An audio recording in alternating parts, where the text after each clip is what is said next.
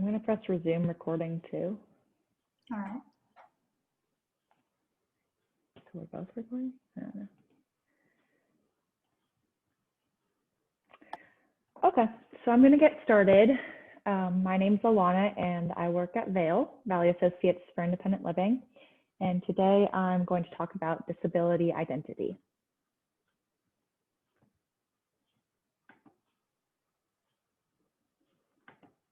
So what does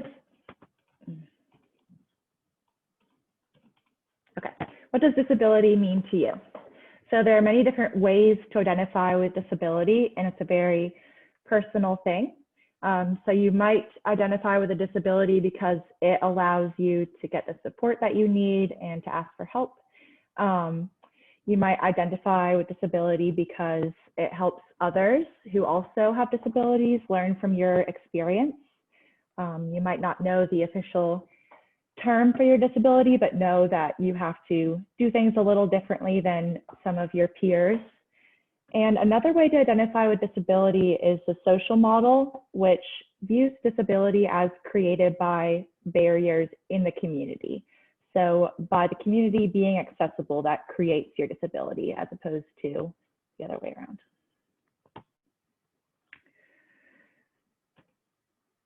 So why not identify with disability? You might not identify with disability because you just don't see yourself as a person with a disability, even if you have medical conditions that you are born with. Another reason might be because of the negative stereotypes and stigmas that are present in society. So it might cause you to internalize those and not want to associate with disability.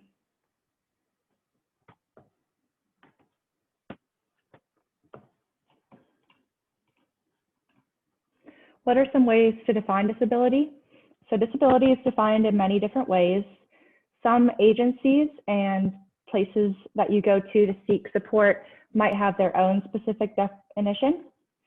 So for example, Social Security defines disability as a medical impairment that keeps you from working or otherwise gainfully getting money.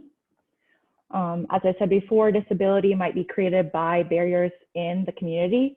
So for example, if you're trying to get into an event in a building, but the building has stairs and you use a wheelchair, that would mean you have a disability in that case. So as we know, disability can affect everyone. You can be born with a disability. You can acquire it through life experience, like being in a car accident.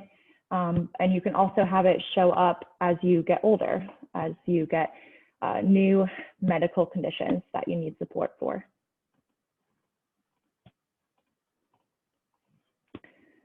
So is disability always obvious? No. So one of the ways that people categorize disability is visible versus invisible disabilities. So visible disabilities are ones that you can see. So for example, if you see someone using an adaptive device, you can tell that they have a disability, but a lot of disabilities are invisible. So for example, a mental illness isn't necessarily apparent. Chronic pain, fibromyalgia, heart conditions, things like that, you can't just see by looking at someone.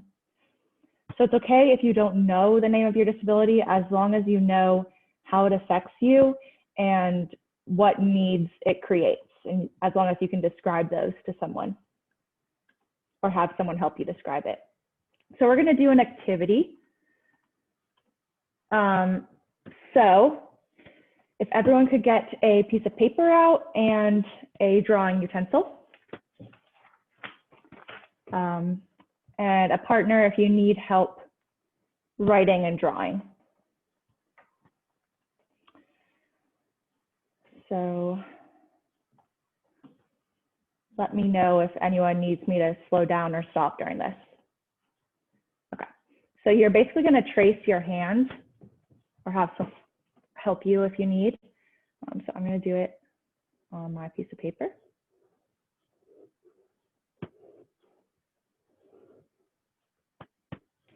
And you're going to label different parts of your hand. So on the palm of your hand, you're going to write your name or draw a little picture of yourself.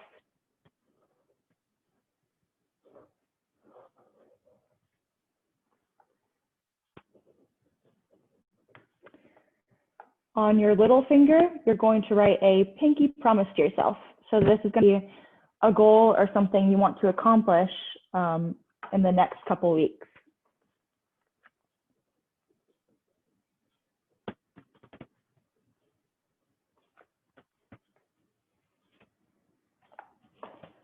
On your ring finger, you're going to put your disability, because you and your disability are partners through thick and thin.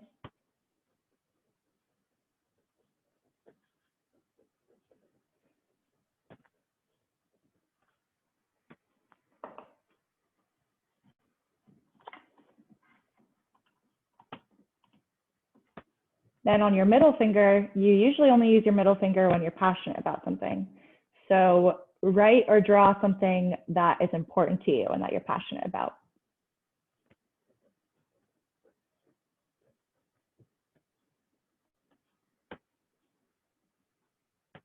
On your pointer, you're going to put one of your fears or weaknesses about yourself, because we're not pointing any fingers or shaming or blaming anyone, including ourselves.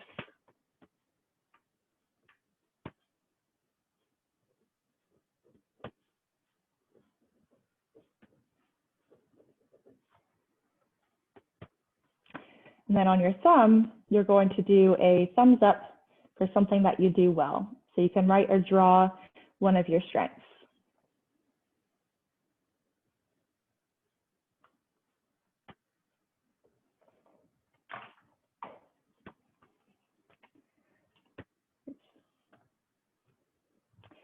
All right. Does anyone want to share theirs?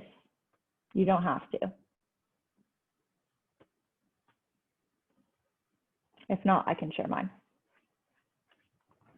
Okay.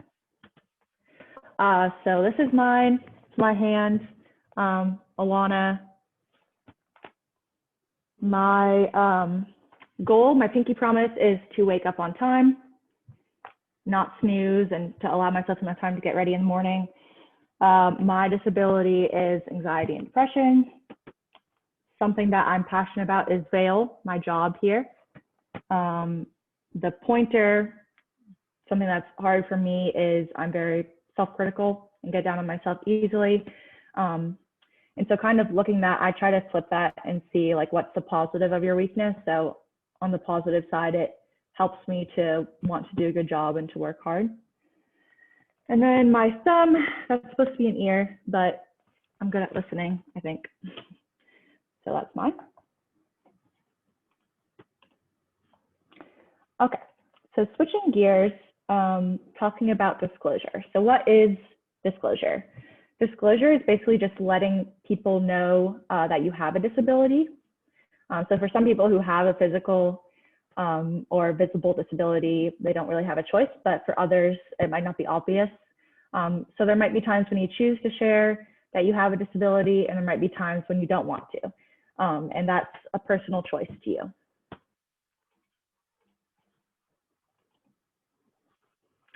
So what are some reasons that someone might not disclose?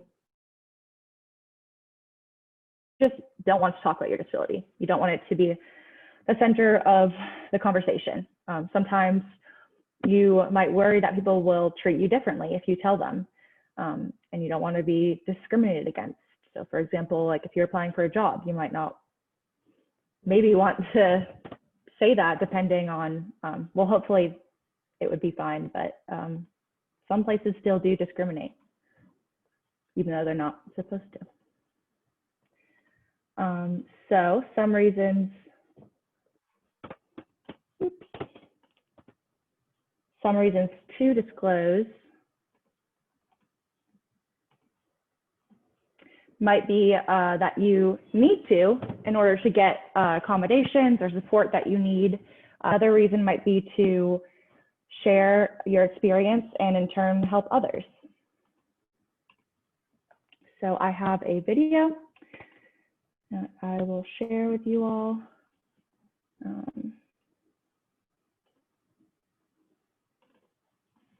Can you all see the video? Yeah. Yes? Yes. Okay. All Let me know if you can't hear it. We can't hear it. It hasn't started yet. Oh, okay. I am taking classes Can you hear it now? Yes.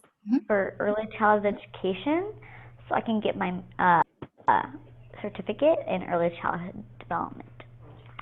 I disclosed my disability when I started college because I knew that it was going to be way different than high school, and I wanted to have a good start on my college career. What the Disability Resources Department does at the school is it will provide you reasonable accommodations, and you go and get a letter of accommodation checking off the accommodations you need in your specific disability, and you give that letter to each of your professors. I took the note-taker option, and I took sitting in the front of the class and extra time on tests, and that really made my college semester go by really nicely. I learn best by hearing and describing. I can't really do diagrams or drawings at all. So one of the ways my anthropology lab professor accommodated me this last semester was he let me describe things rather than have to draw them out like other people.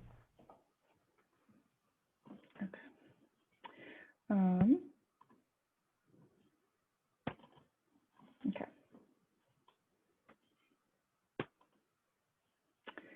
So switching gears, talking about how we describe people. So labels are words that we use to describe certain parts of people rather than the person as a whole. So these would be adjectives like tall, short, and then stemming from that, stereotypes are widely held beliefs about a group of people that are based on labels. So for example, all people who wear glasses are smart. So labels and stereotypes are common, but they can create challenges. So people who wear glasses are smart. You might not necessarily think that's a negative thing to say, but it doesn't apply to all people. So it just creates assumptions, basically.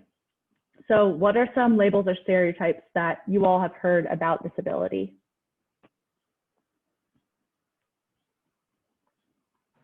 That some people like can't have jobs or can't live independently or they can't drive. Mm-hmm. Yeah. That they're not able to like understand what you're saying to them, and that they need to be talked to, like somebody else needs to be talked to for them, I guess. Yep, 100%. Okay.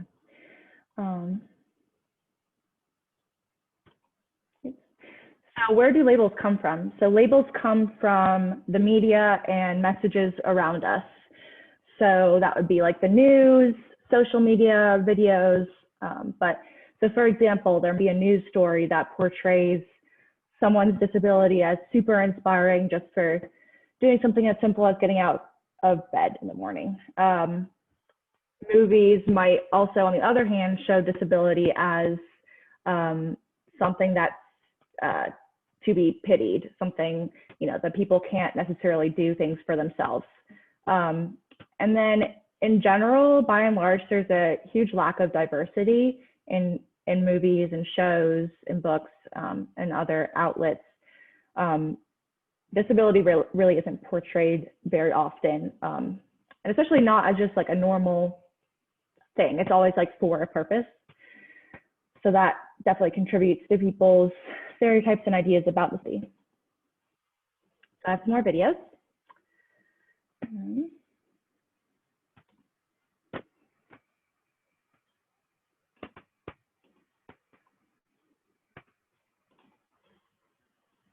Can you all see the video? Yeah, we can. All right. Right. I'm a single above knee amputee. I wear prosthesis, and I spent many years just on crutches. Yeah, there's you get kind of polarized views of people with disabilities, either that you're unable to do anything and need to be pitied like Tiny Tim, or that you're have incredible courage and incredible fortitude and will to live and things like that. And neither one are accurate at all. Okay, here's another one. I'm deaf, of course. You know, you hear the typical deaf and dumb, deaf and mute, but some of them I haven't heard for a long time. People used to be surprised that deaf people could drive, but I haven't heard that for a long time either. I still get some of the stuff, like patronizing comments from people sometimes.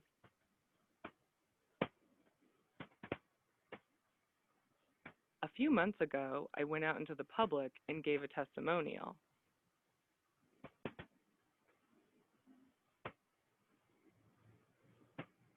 When I was finished, people were really excited and proud. And I thought, you know, I half-assed it, but they thought I did great. So that kind of thing, where people have low standards and low expectations for people who have disabilities.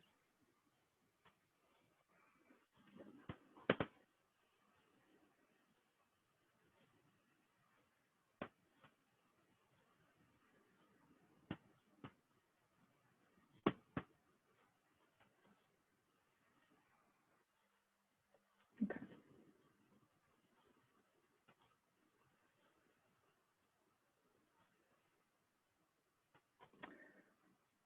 Here's another one.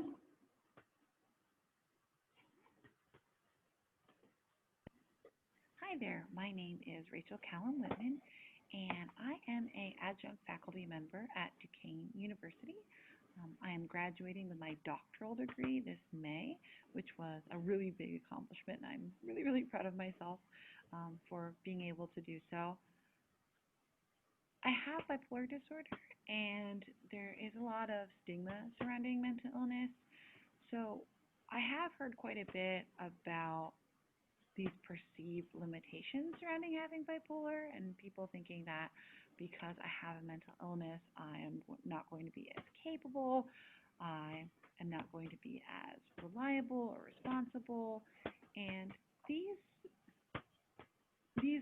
stereotypes can be so hurtful because if you internalize them over time, you really just start believing in them and you start having a lot of self-doubt. And it's really hard to achieve your goals and have these aspirations if you're kind of taught that you're never going to be able to accomplish those things. And for me, as someone living with mental illness, it's been really empowering to pursue my doctoral work because I'm really showing myself that I can do it, and I think also adding to the narrative that just because you have a mental illness doesn't mean you can't do the things that you want to do. Okay. So they're good examples.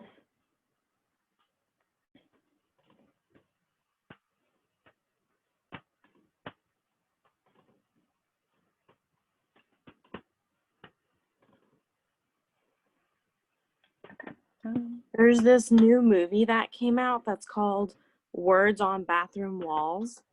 And it's about this guy who and his experience with schizophrenia.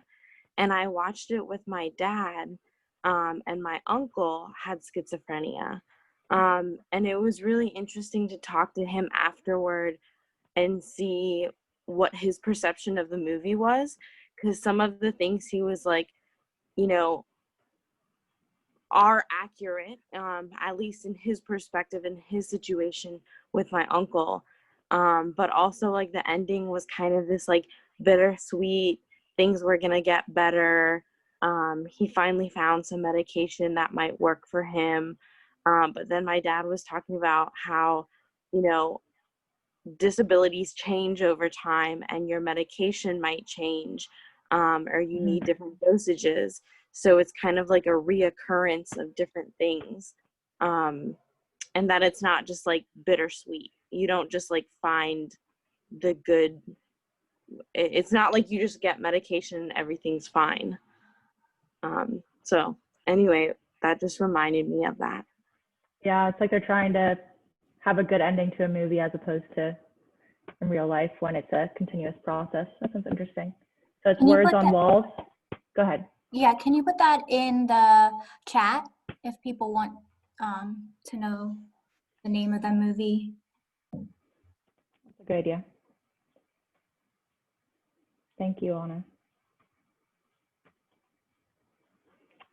So switching gears a little bit, talking about ableism. Ableism is a form of discrimination against people with disabilities, and it's being treated differently and unequally due to your disability. So people might treat you differently or not allow you to do something or just assume that you can't because of your disability. It's important to remember that people might not be doing that to be intentionally harmful or mean, but often it is just a lack of understanding and a lack of education about how that would affect you. So here are some examples. So like, I did not get invited on my 7th grade class trip because it was not accessible. So a lot of times people will just not invite people to things because they just assume they're not gonna be able to navigate. Taxis refuse to take me because of my disability. I have personal experience with that because my mom uses a wheelchair. And I remember my brother and mom and I were visiting New York City, and it was cold and rainy, and we had all our luggage, and we were waiting on the sidewalk, and all these taxis kept going by, and they did not stop. So we had to walk a lot. Most new homes are built with one or two steps just for looks. So a lot of times people will, because of aesthetic reasons, not make things universally accessible. People without disabilities can't go to any restaurant or bar they like without wondering if they will be able to use the restroom. So that's something that people with disabilities always have to think about, or people who use a wheelchair, for example, because a lot of places just aren't accessible.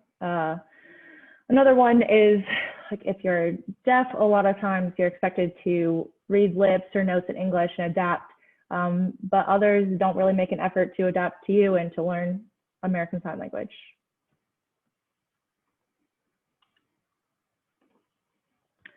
So what is internalized ableism? Internalized ableism is taking those negative perceptions or stigmas about disability and starting to believe them and apply them to yourself.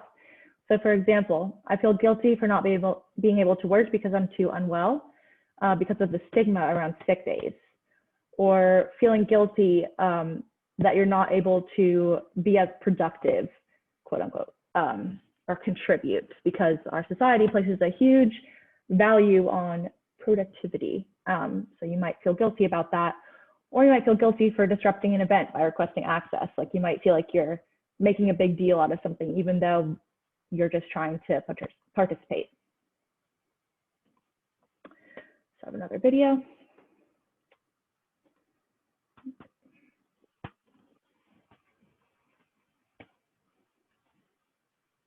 I'm going to start off with the definition of ableism from the Merriam-Webster website, and it says discrimination or prejudice against individuals with disabilities, and that's the definition of ableism. So you can also call people an ableist, which is somebody who participates in that kind of action. So, I mean, that's the dictionary definition, but obviously it for the people that it impacts, such as myself and such as Anne, and anybody else who identifies as chronically ill or spoony or disabled, we face ableism in all sorts of ways that people may not even realize. And also a lot of us are internally ableist towards ourselves, where even though we don't feel well, we still put a lot of expectation, like I don't feel well, but I should clean the kitchen, you know, or I don't feel well, having a really bad flare, I should go to work or to class.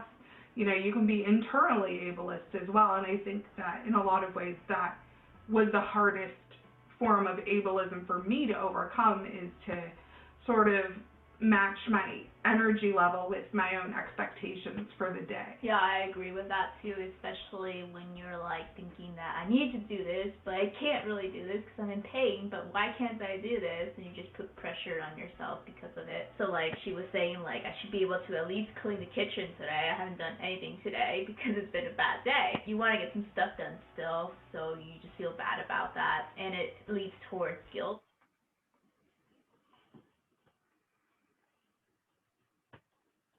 It's lagging a bit.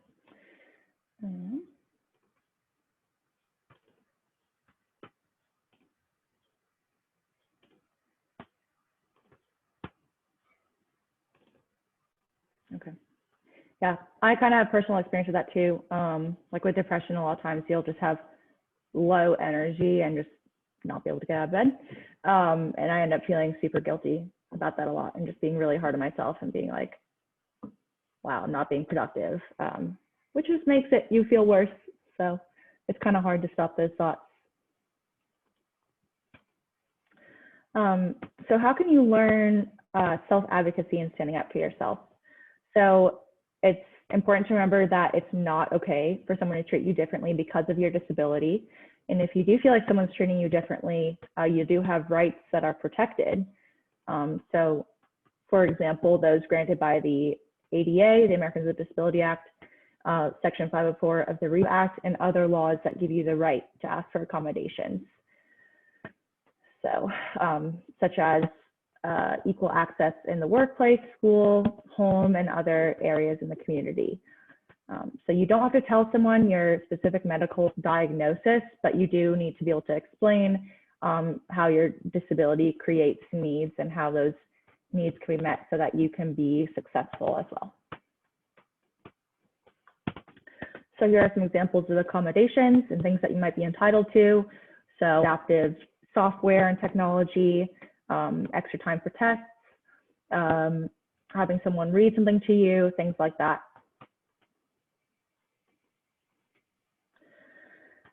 So going back to disclosure, one of the reasons that people disclose is to help other people.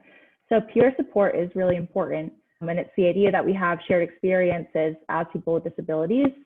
And peer support is awesome because a lot of times with disability, you'll have like a medical professional telling you how you should feel or what you should do.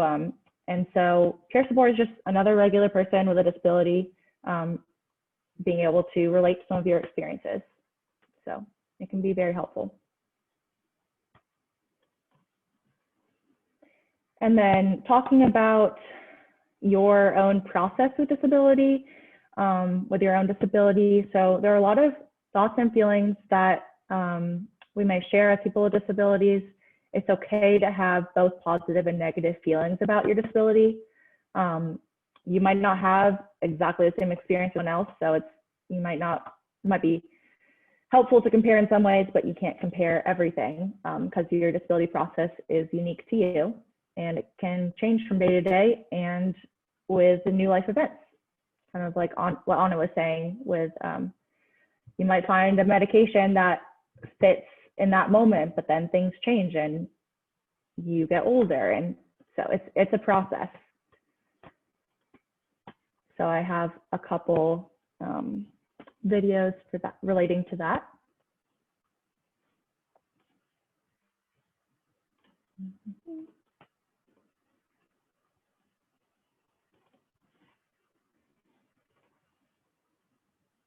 Disability acceptance. I was born with my disability, so I've had it my entire life. Disability. And the Kool-Aid I was given starting out, and it was coincidentally, I never thought of this until much later in life, was always by doctors or people without disabilities. And they described a process that I would go through in my life of, you know, hating my disability, denying my disability, and they talked about these stages of acceptance. And someday I would get to this glorious land where I just accepted my disability and things would be so much better from that point on. And something that I've had to discover through my own reflections and growing up, but was really taught to me by my community and other people with disabilities is, you know, a lot of that is true. But guess what? Don't think that you are going to accept your disability and move on the next day, accepting it the rest of your life.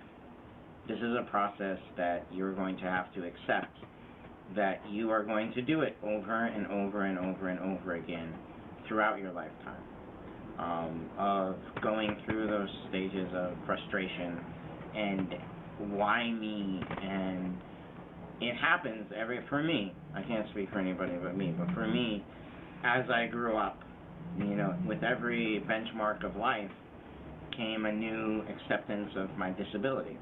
Sometimes better, sometimes worse, but it seemed to happen around, puberty. Okay, now what is your disability?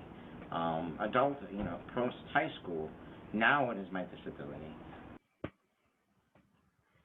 Yeah, I can relate to that as well. Sometimes I'll feel like I'm doing really well, and then other times I'll feel like I've taken steps backward, and it's really discouraging. So it's a process for sure. So here's another one with the same guy. In trying new things, that I went through a phase where I was really reluctant to try new things because I knew that trying something new meant that potentially I would find out that my disability impacts that, and you have to go through it again. A great example, the first time I tried canoeing, I was with a friend of mine, girlfriend at the time, and we got in there. We were all gonna look really cool, and we were gonna go paddle to this tropical, glowy island. And I wasn't prepared. But as soon as we got in the boat, within 20 feet, I realized, guess what? Paddling is a two-handed sport, and all of a sudden, I was sitting in the front of the boat with my arms crossed, having to accept the fact that I cannot do this like everyone else can, and I have to rely on help. And where when I was younger it would take a year, weeks, it took about 20 minutes of, okay, that was frustrating, it didn't go how you wanted it to, you're upset. But then by the end of it, I got to a place where I was enjoying it, and I figured out a different way. I figured out my way to do this activity.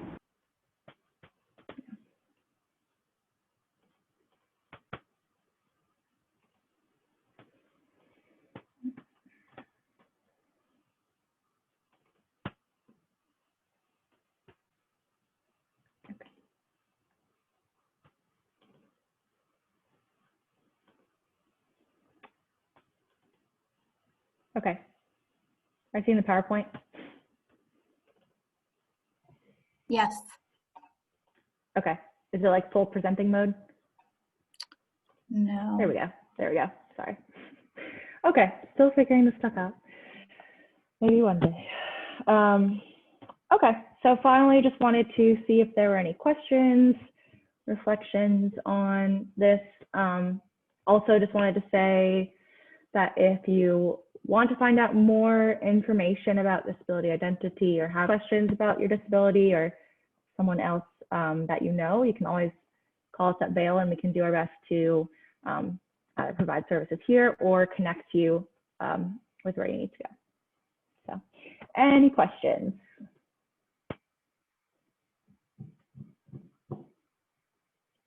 No. I have a quick one. Sure. Have you ever had an experience or dealt with an experience of family members not wanting to acknowledge or talk about somebody's, their other member's disability? Can you explain that a little more? Yeah, so if there's a child that has a disability and that Vail is working with that individual, but the family doesn't want to acknowledge it or really talk about how that child's disability affects that child's life, or what kind of services they get, or anything like that? Not specifically that situation, but yeah, I mean, personally, I've had people themselves who haven't really wanted to talk about their disability, like myself included, especially related to like mental health stuff, because, well, I've more started talking about it recently because I know there is a stigma and I'm trying to decrease that stigma, but it's really hard to talk about. So I think, yeah, I've had personal experience myself, and then some other people I know with the same thing with mental health. Yeah, do you have an example of what you were talking about, since you also work with people?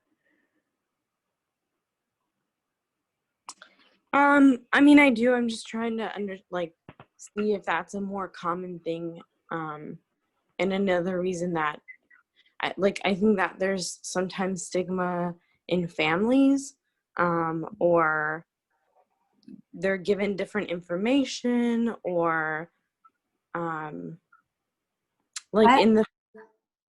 sorry, go ahead. Sorry, I have a family that I know, and I think it's also depends on like your culture also. This family doesn't really. Oh, I can't hear you anymore. You're muted. Sorry. I have a family that the child has a disability, but the family doesn't really, I guess, think that he has a disability or anything like that. But I think it's also like a cultural thing. Like it's very, in certain cultures, it's like put down upon if you have a disability. Yeah, for sure. Yeah, there's a whole host of reasons. Culture, pride. Sometimes people don't like admitting that they need help. I've seen too, where they are like, yeah, I'm fine on my own. I don't need help. But other people are like, oh, they need help. They need those services. So yeah, there's a lot of different reasons that people are hesitant to talk about it. Can you all think of any other reasons off the top of your head?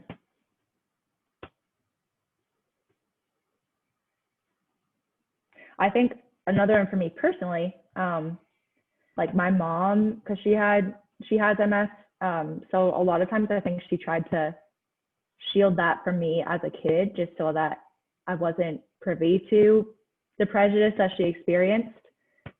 So I don't know if that really relates to that, but I was just thinking about that. I feel like growing up, like it just seemed normal to me, and I wasn't really aware of stuff going on, like people making a big deal of access and making things accessible. So I think just her wanting us to not be exposed to discrimination. That's another thing I can think of. That reminds me of like, when does something become a disability?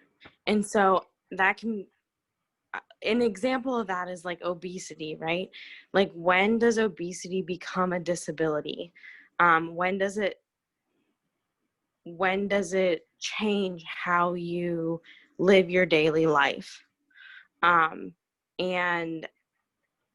how does obesity affect your mental state, your health, your just your life?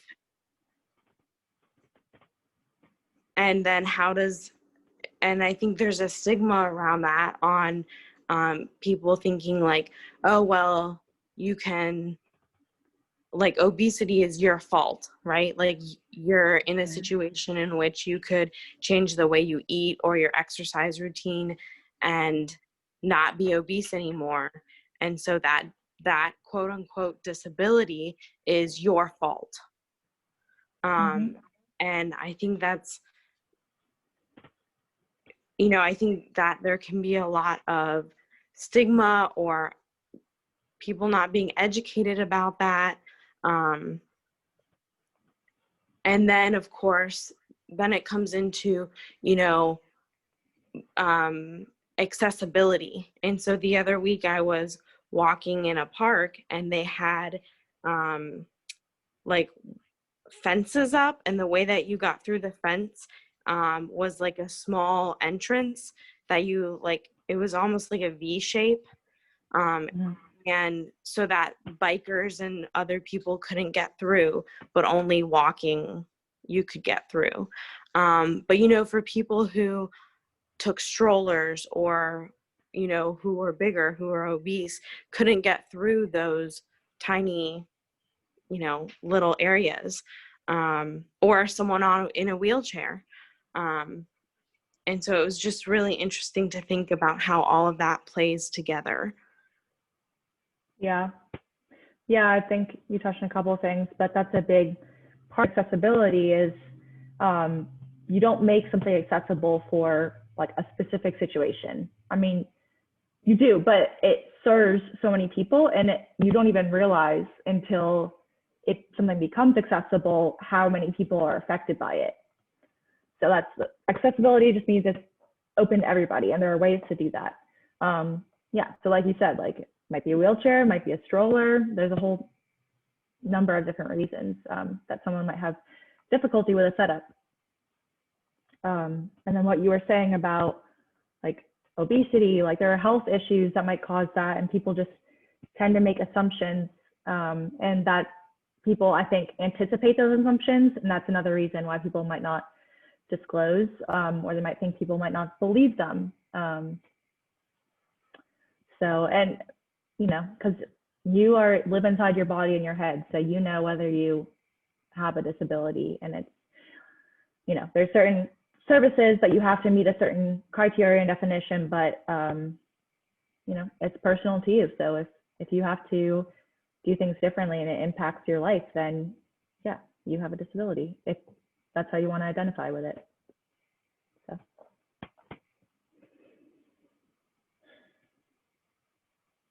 Any other thoughts? I appreciate you guys sharing and having the dialogue. Okay, well, thanks for coming. And yeah, hope you all have a good rest of your day.